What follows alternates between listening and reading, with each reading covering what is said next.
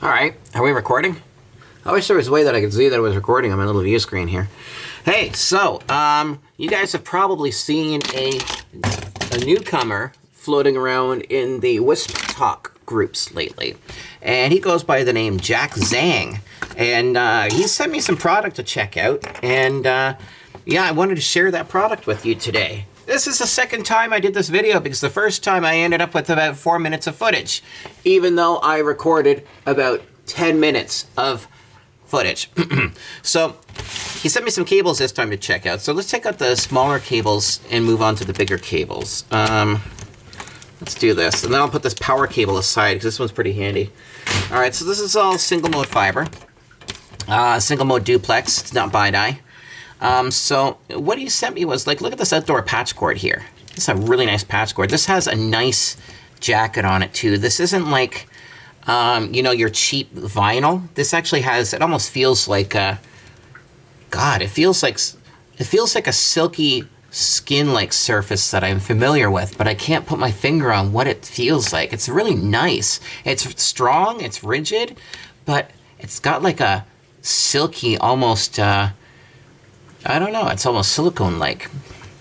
Anyway, I digress. So let's check this out. Anyway, so these are an LC. What's the rating on the cable here? The cable is a 9/125. Shiza optical cable, okay? So let's take a look at the ends here. So these are pretty standard things, right? We've got our little LC connectors. We've got our AB demarcation, right? And hey, you know what? There's really not much to talk about with these things, but I'm just going to crack one open just for shits and giggles, just to see what she looks like on the inside there, eh?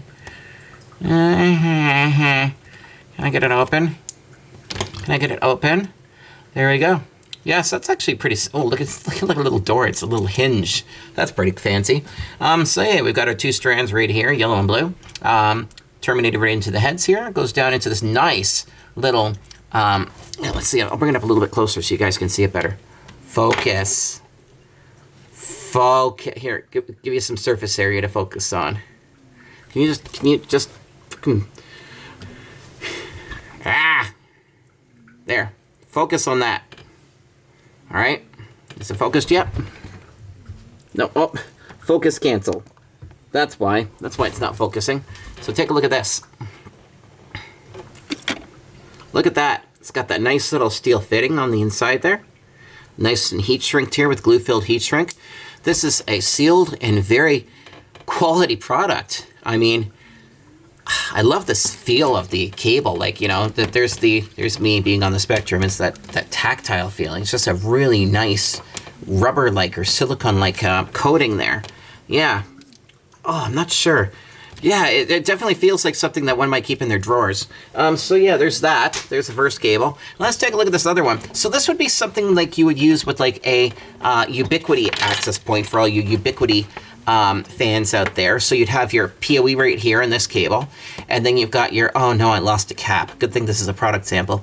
And then you've got your LCs here for your fiber. So with, for example, a Wave AP, with the Wave AP, they don't come with a DC terminal on them. You have to provide them power via these cables here. And so here's a beautiful heavy-duty piece of cat cable. In fact, I cracked one open and it's just got single shielding. It's just foil, but it's set up in the way that your Cat 6 typically is, right? You've got your divider here dividing the conductors. You've got a nice copper drain wire. You got your foil, you know, and then your twists per inch definitely indicate that it is Cat 6.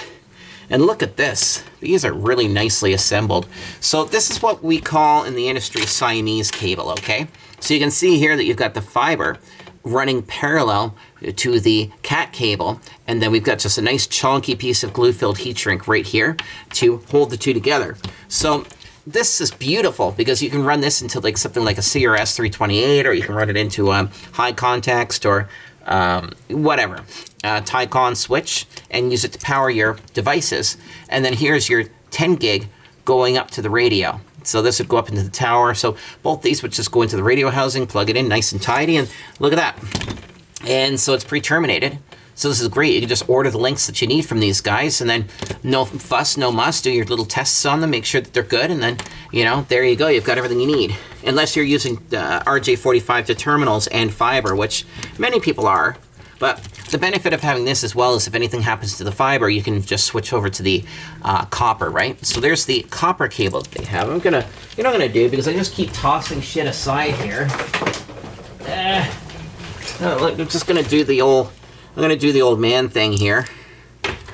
Oh yeah, there we go. Not that I'm an old man, I am a young vixen. I identify as a toaster oven. Here we go. Ha! Ha! Nice and tidy. Now let's take a look at the creme de la creme here.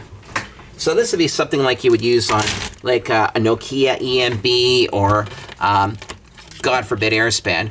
Base cells, Nokia, you know, stuff like that, right? So you've got your 12 AWG right here. This is beautiful, by the way. This is nice, heavy cable with a nice, this feels like PVC jacketing. Pre-terminated, has its little ferrules on it. Check out the ferrules there. That's really nice. This heat shrink tubing as well is a nice heat shrink. I like it. It's got that same sort of silicone-y type feeling. So here's where the joint is. This is how they seal up their joints, as you can see. And wow, that's yummy. Like, look at that nice chunky heat sink there. There's a lot of support. So I disassembled this part, of course, in the previous video to show you guys what's going on here. So we've got our orange and blue single mode coming out of here. And then it goes down into your little pieces of fiber optic stranding here, which then continues through into this cable here going out to here. So where would you use this? I'm going to get rid of the end that I shredded to pieces so that you can see a proper presentable end. I can't find the end. Here we go. Let's daff the desk with ye. And just so that it makes it easier for me, we're going to put a clamp on this cable so it doesn't move around anywhere. So you would run this up the tower. Because, actually, let me take a step back, you know, twitch. All right, so anyway, if you're installing anything big boy or commercial, you're typically going to run DC and fiber to it. This simplifies that for you with a pre-made cable.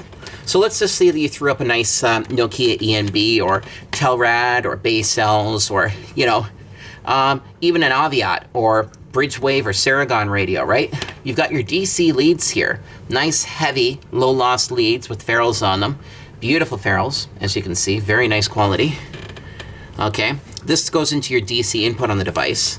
And then here is your, obviously 10 gig capable, LC connector. Same sort of thing, by the way, on the inside here. And that's what you would plug into the radio. So the benefit of doing it this way is that you've just got one cable for each radio. So you label it at the top and bottom as it's for this radio. See, there's our little, here's our interior again. Same tech, of course. So you could run this up to, say, AP North, right? Or, you know, in a lot of cases, you'll find like maybe 1 or 2 access points or EMBs up on the tower, and then that breaks out to multiple sectoral antennas, right? But you've got one cable here, nice and tidy. So for those of you that are on vertical real estate that actually charge you a bloody fortune to have cables, it's like, it's an extra $400 per cable per month. Yeah, eat a bag. You just send one of these guys up for each radio. And so you can also break it down a little bit too if anybody ever pulls that on you, but I'm not going to go into that today, and it takes a lot of heat shrink or conduit, right? So with this here, this is radio 1. Then you get another one of these cables, radio 2. You get another one of these cables, radio 3. And why do you want to break that up anyway? Well, it's because you want to give each of your radios its own breaker.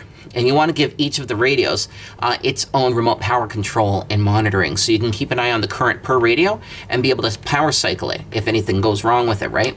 And with a lot of these radios, we're talking high current. We're talking like sometimes 10, 20 amps per radio, depending on what you're running. For a lot of lower stuff that a lot of small WISPs are going to be using, this cable is going to be pretty overkill, right? But at least this gives you a good idea. So like, look at that again. And even the jacketing on here, this isn't just your standard. This isn't your standard like ABS or PVC. This is like UV stabilized heavy duty cabling. It's very, very nice. I like the feel of it. Oh, you know, it feels nice to touch it. It's nice. It's like touchy-feely. So there you go. So there's some cables that my buddy Zhang has sent me to check out and show all of you beautiful people out there. And yeah, I hope this video was insightful and showed you some stuff. Now, if you want to get in touch with him, because I'm sure by now some of you guys are saying, well, how do I get in touch with him? Well, that's easy. If you're on Wisp Talk, just keep an eye out for Zhang. All you got to do is just like find him.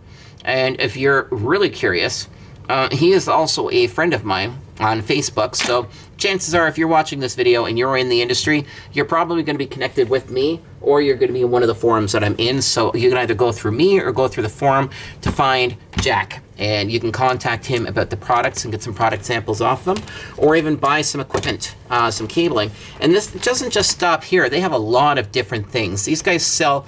They cover almost all of the needs that you would have for outdoor cabling, outdoor plants, tower work. You know, they've got a lot of fiber optic stuff as well. So keep that in mind, all right? So anyway, I hope you guys enjoyed the video, and I wanted to try to keep it short because it is just cables. There's not a lot I can do with these cables.